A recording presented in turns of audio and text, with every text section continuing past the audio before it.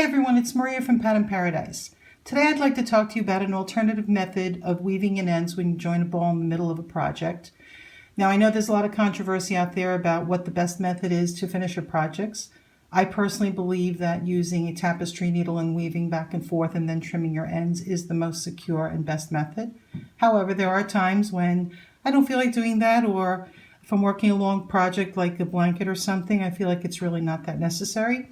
So I've developed this alternative method, which I'd like to share with you today. So let's assume that I'm working on a blanket and I'm coming to the end of my ball of yarn.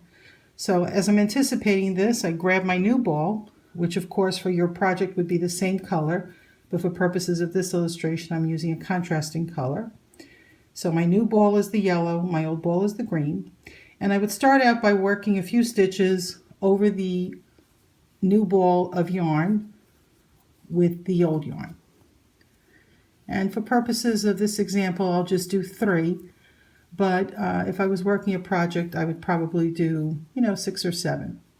Now you can see what's happening here on the back of the yarn of the project. You can see the new ball. But of course, if this was worked in the same color yarn, you wouldn't see that at all.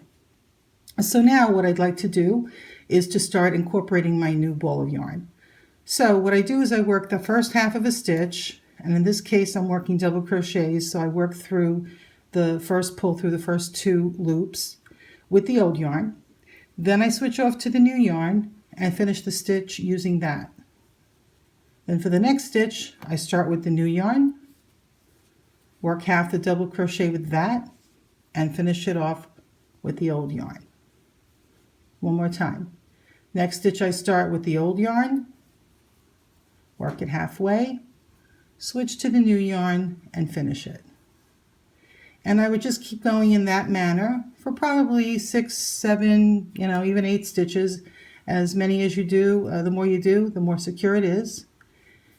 And then when I did get to the point where I was comfortable with it, I would just finish working my row with the new yarn and continue along my pattern.